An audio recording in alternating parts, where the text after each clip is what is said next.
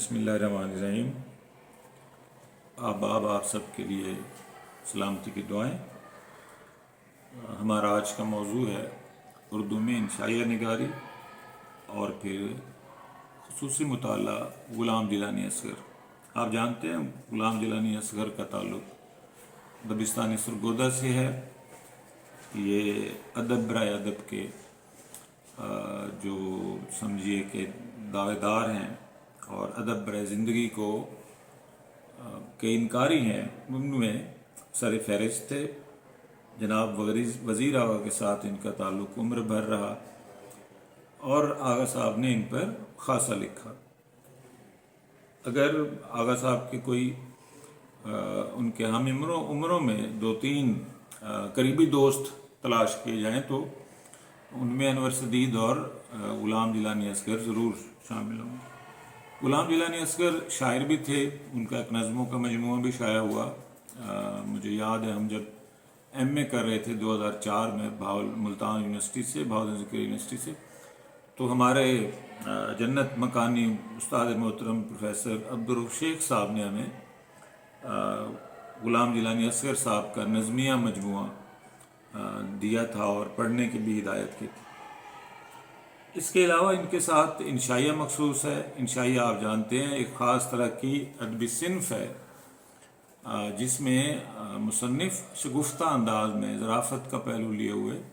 کسی خاص بات کا اظہار کرتا ہے، اور یہ ہمیشہ نتیجہ خیز ہوتی ہے۔ یعنی اسی لیے اس کو اصلاحی بھی کہا جاتا ہے، اخلاقی بھی کہا جاتا ہے، اور اس کے کئی مختلف معنی طے کرنے کی کوشش کی۔ اردو میں جو بدنصیبی رہی انشائیے کے ساتھ کہ یہ شروع میں ہی دو گروہوں احمد الدین قاسمی صاحب اور آغا صاحب کے درمیان جو آپ سمجھیے کہ جو چٹنی ہوتی ہے اس کی طرح اسے پیسا گیا۔ ایک طرف ڈاکٹر سلیم اختر نے اسے محض اس لیے قبول کرنے سے انکار کر دیا کہ اس کو قبول کرنے کی صورت میں انہیں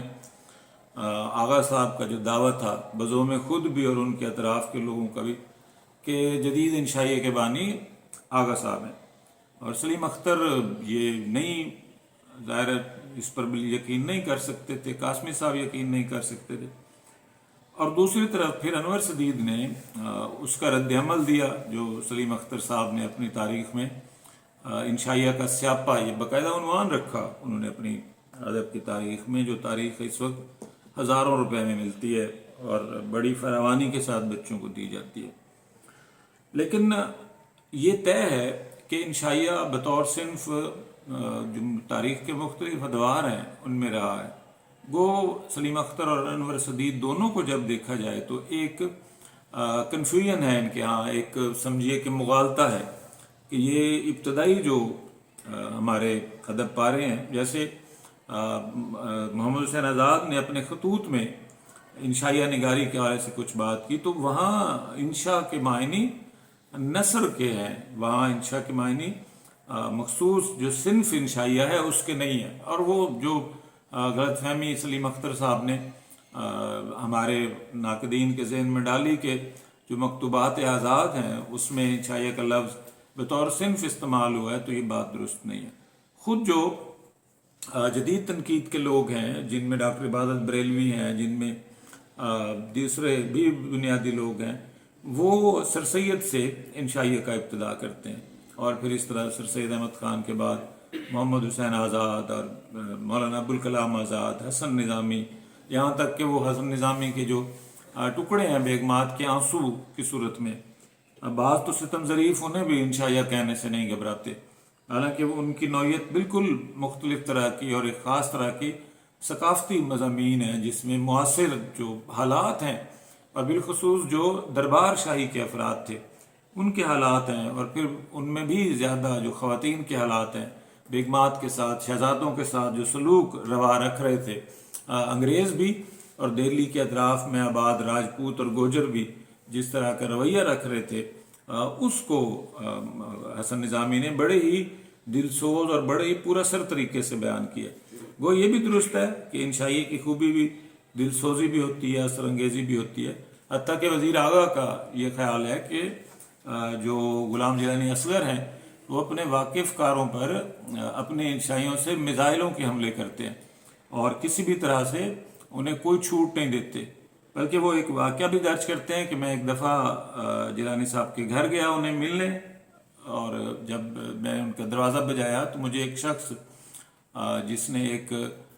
سمجھیے کہ نکر پہن رکھی تھی، جو لفظ آغا صاحب نے لکھا ہے میں وہ یہاں نہیں بول سکتا، سمجھیے کہ ایک نکر یا نکر سے بھی کوئی کم تر لباس پہنا ہوا تھا، اور گلے میں بھی کوئی چیز نہیں ڈالی ہوئی تھی، اور وہ جو گھر کا وہ ہے ایک طرح سے سبزہ والا حصہ ہے، لون ہے، اس میں وہ پودوں کی گوڈی کر رہا تھا ایک بزرگ مالی۔ تو آغا صاحب اس کو آواز دیتے ہیں کہ بابا اندر جائیں اور غلام جیلانی صاحب کو کہیں کہ آغا صاحب آئیں۔ ان کا یہ کہنا تھا کہ وہ بزرگ اٹھے اور تیزی سے آ کر آغا صاحب سے جھپٹ کر ملنے لگ گئے، تو اس پر آغا صاحب کو پتہ چلا کہ یہ تو خود جیلانی صاحب ہیں، اور آغا صاحب نے یہاں پر بڑا ہی ایک مختلف جملہ لکھا کہ اس میں خواہ کپڑے تو میرے گندے ہو گئے لیکن میری روح دھل گئی۔ اسی طرح جیسے سلیم اختر انشائیہ اور غلام جیلانی اصغر اور اس کے اور بھی جو لکھنے والے لوگ ہیں، آغا صاحب کے اطراف میں بہت سارے لوگوں نے اسے لکھا، اور آق نے بالخصوص انشائیے کو بطور ایک صنف کے طور پر چھاپا اور مسلسل چھاپا، اور مختلف جو انشائیہ نگار ہیں ان کی ادبی بازیافت کے لیے بھی اور آق نے کافی کوششیں کی۔ تو آغا صاحب نے غلام جیلانی اصغر کو کئی حوالوں سے دیکھنے کی کوشش کی ہے۔ ان کا یہ خیال ہے کہ غلام جیلانی اصغر کی سب سے جو مضبوط صنف ہے جس میں وہ ابھر کر سامنے آتے ہیں وہ انشائیہ ہی ہے، اور ان کی کتاب نرم دم گفتگو جو 1996 میں چھپ کر منظر عام پر آئی بک لینڈ پبلشر سے لاہور سے، اور یہ بک لینڈ پبلشرز بھی چونکہ آغا صاحب خود کتابوں کی اشاعت کیا کرتے تھے، تو آپ کو آغا صاحب کی کتابوں پر عموماً اجنبی جو پبلشرز ہیں ان کے نام ملیں گے، تو وہ خود اپنے مختلف اداروں کے ذریعے سے اپنی کتب شائع کیا کرتے تھے، اور وہ زمانہ چونکہ ایک اور طرح کا زمانہ ہے، خط کا زمانہ ہے، دور کا زمانہ ہے، اور کتاب فروشی کا زمانہ بھی ہے، تو آغا صاحب کی جو کتابیں ہیں وہ کسی بھی طرح کی دقت سے میں اپنے آپ کو نہیں ڈالتے اور خود ہی کتاب چھاپ دیتے ہیں۔ یہ بھی ایسے لگتا ہے کیونکہ بک لینڈ کے نام سے کوئی بھی ایسا کوئی معروف ادارہ پاکستان میں نہیں ہے، نہ پہلے تھا نہ اب ہے،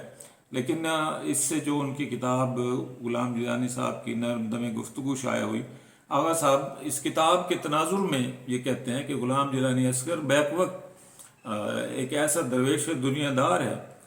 جو اس کائنات کو یا اس زمین پہ اپنی زندگی میں دونوں طرف بدرجہ اتم موجود رہنا چاہتا ہے۔ وہ دینی بھی رہنا چاہتا ہے، دنیاوی بھی رہنا چاہتا ہے، وہ روحانی بھی ہونا چاہتا ہے، اور جو وجودی لذائذ ہیں اس دنیا کی، وہ لذتیں جو مسرت کا باعث ہوتی ہیں انہیں بھی حاصل کرنا چاہتا ہے۔ وہ خدا کی خوشنودی بھی چاہتا ہے اور اپنے اطراف لوگوں کی خوشنودی بھی چاہتا ہے۔ یہی وجہ ہے کہ اس کے ہاں جو نشتر ہیں یا جو ایک زندگی کی امنگ ہے وہ عمومی لوگوں سے زیادہ ہے، کیونکہ وہ زندگی سے محبت کرتے ہیں۔ بلکہ ایک بات جو ہمیں ہمارے جنت مکانی استاد ڈاکٹر عبدالرؤف شیخ نے بتائی، شاید کوئی طالب علم اصلاح کر سکے اگر یہ غلط بات ہے، کہ عمر کے کسی خاص حصے میں جیلانی صاحب کی بینائی بھی خاصی اثر انداز ہوئی تھی، اور ان کی دیکھنے کی جو صلاحیتیں ہیں یہ کچھ کمزور پڑ گئی تھیں، اور جتنا مجھے یاد ہے رؤف شیخ صاحب نے اپنے ایک دوست کے طور پر ان کا تعارف کرایا، اور اس زمانے میں وہ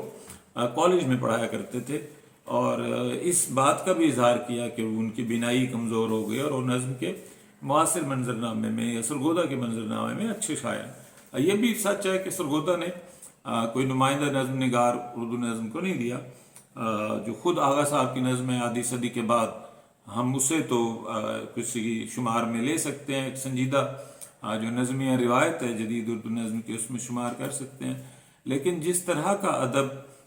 راولپنڈی کے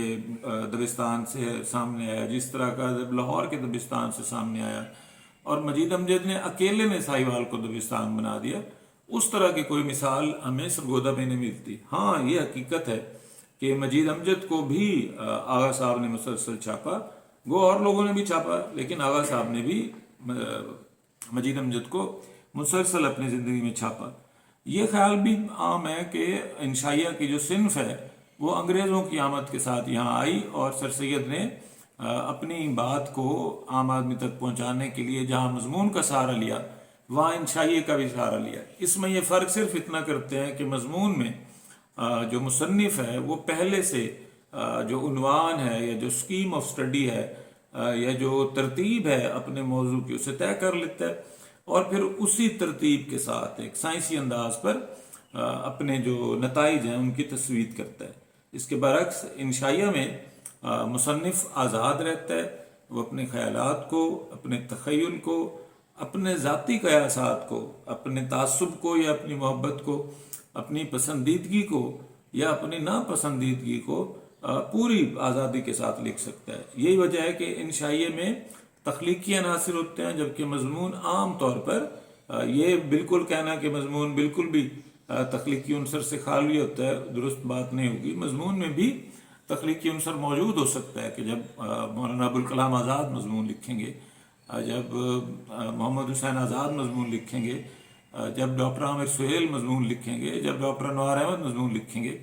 تو یہ ایک طے شدہ بات ہے جب ڈاکٹر لیاقت علی مضمون لکھیں گے تو ان مضامین میں تخلیق کی چاشنی ضرور آئے گی، کیونکہ یہ تخلیق کی چاشنی ان کے مزاج کی مرہون منت ہے، یہ مضمون کی مرہون منت نہیں ہے۔ اور تحریر میں جو مصنف ہے آپ اس کو منہا نہیں کر سکتے، بھلے رولم بارت جتنے بھی آپ کو اس طرح کی ترغیبات دے اور جس قدر بھی مغرب سے آوازیں بلند ہوں اذن سفر کے لیے، لیکن یہ طے ہے کہ آپ مصنف کو پوری طور پر اس کی تحریر سے الگ نہیں کر سکتے۔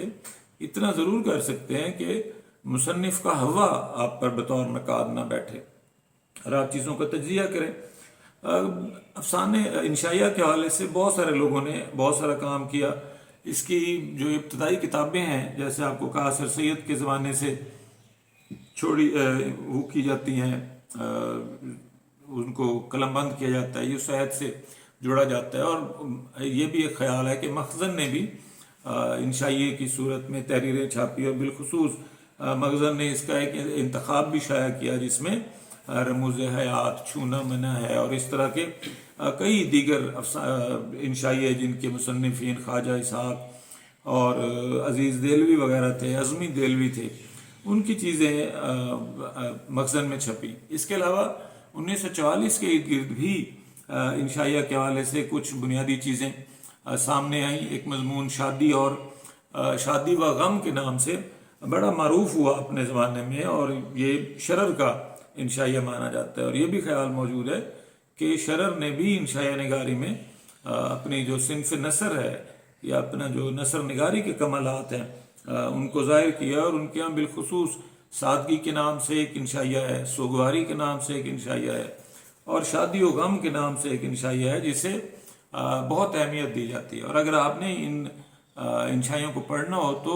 شرر کے جو مضامین ہیں وہ مضامین شرر کے نام سے مجلد شائع ہو چکے ہیں، کوئی بھی طالب علم ان سے رجوع کر سکتا ہے۔ 1957 کے ارد گرد آغا صاحب اس صنف پر توجہ دیتے ہیں۔ آپ جانتے ہیں کہ 60 کی دہائی کے بعد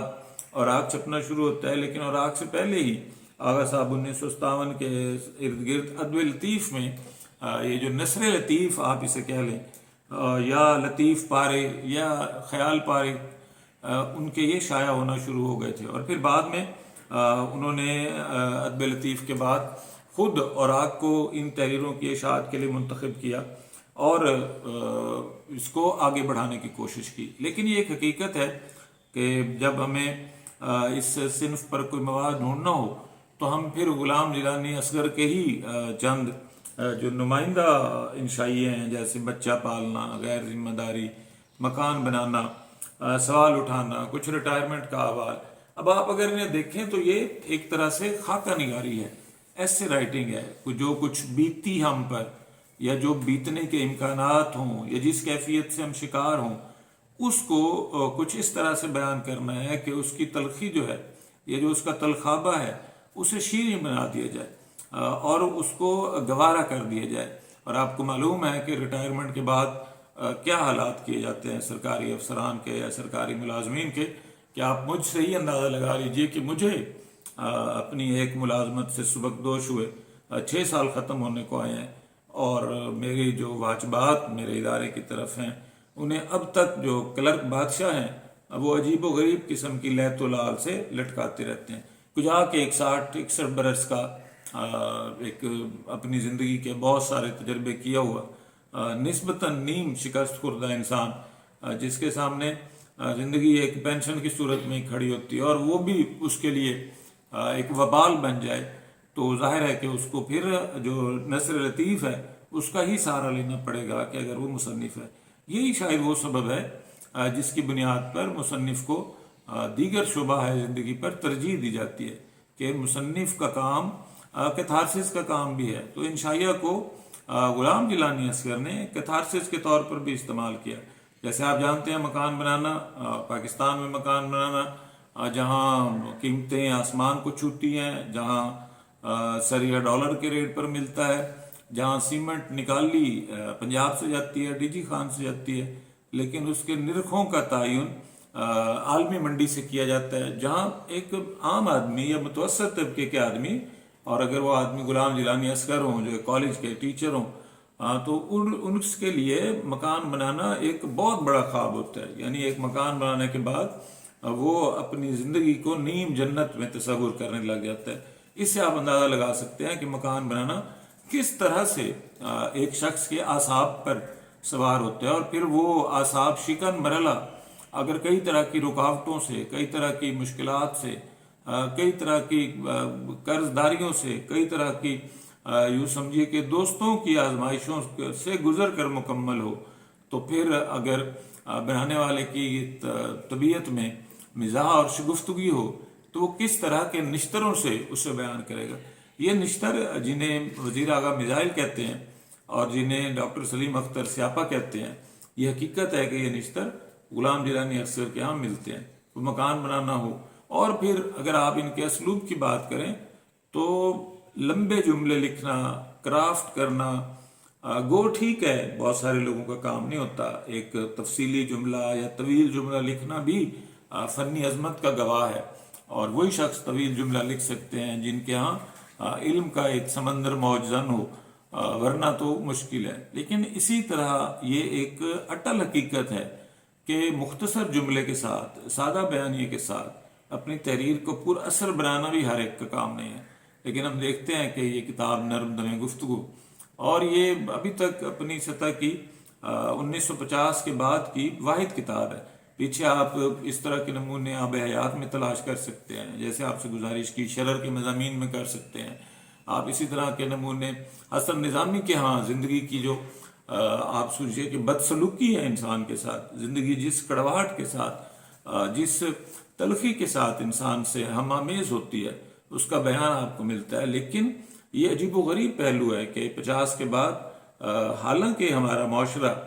آج شدید ضرورت ہے، بلکہ سر سید کے زمانے سے زیادہ ضرورت ہے کہ جو لوگ ہیں ان کی اصلاح کی کوشش کی جائے، اور اس زمانے میں جب علم بے قدری کا شکار ہو گیا، اصول بے قدری کا شکار ہو گئے ہیں، جو انسانی ضابطے ہیں وہ کہیں بہت پیچھے چلے گئے ہیں، اور جو مفاد پرستی ہے، جو اپنی ذات پر ایک طرح سے حد سے زیادہ تفاخر ہے، تکبر ہے، جسے ہمارا دین اسلام تو ناپسند کرتا ہی ہے، کوئی بھی اخلاقی نظام بھی جسے قبول کرنے کو تیار نہیں ہے، اور ہم ایک ایسی بھیڑ میں ہیں جہاں سب ہی دانشور ہیں۔ تو یہاں آج تو سر سید سے زیادہ ضرورت ہے، اور اس طرح سے ضرورت ہے کہ پہلے سے کوئی روب داب نہ جھاڑا جائے، بلکہ جو ہماری علمی روایت ہے، جس کے کچھ سوتے عرب سے ملتے ہیں، کچھ سوتے ایران سے ملتے ہیں، اور باقی کے جو اس کی اجزاء ہیں، جو اس کی جڑیں ہیں، وہ ہندوستان کی مختلف زمینوں میں پیوست ہیں۔ انہی زمینوں کو آپ غلام جیلانی اصغر کے ہاں کمزور سطح پر دیکھ سکتے ہیں۔ ایسا تو نہیں ہے کہ وہ کوئی مسلمانوں کے احیاء یا ہندوستانی ثقافت کو بڑے زور و شور سے قلم بند کرتے ہیں، لیکن یہ حقیقت ہے کہ ان کے ہاں جو معاشرتی ثقافت ہے، جو پنجاب کی ثقافت ہے، اس کا اچھا بیان دیکھنے کو ملتا ہے، اور آپ کو ان کی تحریر پڑھتے ہوئے خاص طرح کی شگفتگی کے ساتھ ساتھ اپنے اطراف کی جو زندگی ہے، یا جو اپنے اطراف کے مختلف کردار ہیں وہ چلتے پھرتے محسوس ہوتے ہیں، اور آپ اس سے لطف اندوز ہوتے ہیں۔ یہ بھی ایک رائے موجود ہے کہ اردو میں جو انشائیہ نگاری کا سفر ہے وہ ابھی اس قابل ہوا ہی نہیں ہے کہ اس کو بطور صنف قبول کیا جائے، کیونکہ اگر کوئی تخلیقی مضمون انشائیہ ہوتا ہے یا شگفتہ تحریر انشائیہ ہوتی ہے، اور لیکن شرط یہ ہے کہ وہ مختصر بھی ہو اور بہت زیادہ طویل نہ ہو، جیسے کسی زمانے میں ناول کے بارے میں کہا جاتا تھا کہ وہ کم از کم 500 صفحات پر مشتمل ہو، اور افسانے کے بارے میں کہا جاتا تھا کہ وہ کم از کم 2000 الفاظ پر مشتمل ہو، اس سے کم الفاظ گو آج تو اس طرح کی جو لفظ و معنی کے رشتے ہیں انہیں تسلیم نہیں کیا جاتا، اور اصناف کی جو حیت کا معاملہ ہے اسے کئی موضوع کے ساتھ بھی جوڑا گیا ہے۔ تو انشائیے کا معاملہ بھی ایک طرف اس کی حیت ہے جسے آپ فارم کہتے ہیں،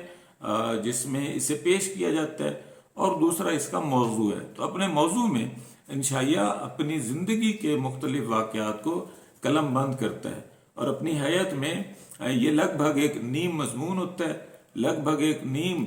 ظریفانہ یا طنزیہ ایک طرح کی تحریر ہوتی ہے، جس کا مقصد کچھ اصلاح ہوتا ہے، کچھ شگفتگی کو پیدا کرنا ہوتا ہے، کچھ مزاحیہ صورتحال کو بیان کرنا ہوتا ہے۔ اور ہم یہ دیکھتے ہیں کہ انشائیے کے اگر غلام جیلانی اثر کے بعد کوئی نام تلاش بھی کیے جائیں تو ایک مشتاق قمر اور جمیل آذر کے ہی نام ملتے ہیں، اور یہ دونوں لوگ بھی اوراق سے وابستہ رہے، آغا صاحب سے وابستہ رہے، اور شاید فنون یا نقوش اور وہ دیگر جو رسائل تھے، اور بالخصوص ترقی پسند جو رسائل تھے ارتقاء، انہوں نے کہیں دانستہ یا کہیں لاشعوری طور پر انشائیہ کی طرف توجہ نہیں دی۔ کہ آپ جانتے ہیں کہ اردو ادب کی خوبی یہ ہے باقی تمام دنیا کے ادب کے ساتھ کہ 1970 کی دہائی تک یہ ایک زندہ جو قدر ہے، ادب ایک زندہ قدر کے طور پر مستقل سفر میں رہتا ہے، اور 1980 کے بعد جو تخلیق ہے وہ زندہ قدر کی بجائے ایک طرح سے معذرت خانہ درجے پر جا کر کھڑی ہو گئی ہے، اور جو مغربی فلسفیانہ جو مباحث ہیں ان کے تراجم کو تجارتی اور صارفی ضرورتوں کے تحت بہت آگے بڑھایا گیا ہے۔ تو اگر ہم اس کی کوئی روایت کا تعین کریں تو آپ کو محمد حسین آزاد، ابوالکلام آزاد، عبدالحلیم شرر، سر سید احمد خان اور اس طرح کی تحریریں ماضی میں ملیں گی، اور جو جدید انشائیہ ہے اس میں مشکور حسین یاد، جمیل آذر، غلام جیلانی اصغر اور یہ سارے مشتاق قمر اور نذیر صدیقی وغیرہ ہیں، اور انہی کی ایک ایک دو کتابیں ہیں۔ ہم انشائیہ نگاری میں یوسفی صاحب کو نہیں شامل کرتے، ابن انشا کو نہیں شامل کرتے، کرنل محمد خان کو نہیں شامل کرتے، کیونکہ ان کے ہاں بنیادی موضوع ہی ظرافت کا ہے، طنز اور ہنسی کا ہے، بلکہ بھد اڑانے کا ہے۔ بعض مواقع پر ان کا اسلوب ڈپٹی نذیر احمد کی کہانی کچھ میری کچھ ان کی زبانی کے جیسا ہو جاتا ہے، لیکن وہاں جو فرت اللہ بیگ ہیں وہ اپنے استاد کو ایک جیتا جاگتا کردار دکھاتے ہیں، جبکہ یوسفی اور ان کے جو دیگر شفیق الرحمان تک ان کے سینئر یا ان کے بعد کے جو آنے والے طنز نگار ہیں وہ حقیقی ناموں کی بجائے کچھ نام گھڑ کر، کچھ تخیل سے کام لے کر، کچھ طنز کی چاشنی کو اس میں داخل کر کے، کچھ اطراف کی زندگی کی بھد اڑا کر، اور کچھ اپنے معاصر سیاسی سماجی حالات کو منظر بنا کر اپنی تحریر کو پورا کرتے ہیں۔ اس لیے انشائیہ کو محض طنزیہ تحریر نہیں کہا جا سکتا، انشائیہ کو محض کتھارسس نہیں کہا جا سکتا، انشائیہ کو محض مضمون نگاری نہیں کہا جا سکتا، بلکہ یہ ان سب سے الگ ایک صنف ہے جس پر کام ہونا چاہیے اگر کوئی بڑا، کیونکہ اصناف کا تعین ان میں لکھا گیا ادب کرتا ہے۔ آزاد نظم اس لیے اپنا وقار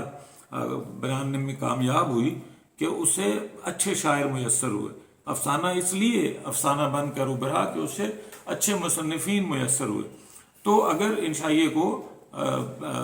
موجودہ حال میں، معاصر زمانے میں یا آنے والے زمانے میں واقعی کوئی بڑے نام ملے تو ہر ایک شخص کو انشائیہ بطور صنف قبول کرنا پڑے گا، اور ڈاکٹر سلیم اختر کا جو ایک غیر تحقیقی، غیر علمی، غیر ناقدانہ اور غیر متوازن رویہ ہے انشائیہ کو سیاپا کہنے کا، اس سے جو اردو کے مستقبل کے اور حال کے ناقدین ہیں اور جو قارئین ہیں انہیں اس سے روگردانی کرنی پڑے گی اور کچھ نئے اصول اور کچھ نئی باتیں انشائیہ کے حوالے سے وضع کرنی پڑیں گی۔ آپ سب کا بہت شکریہ۔ اللہ حافظ۔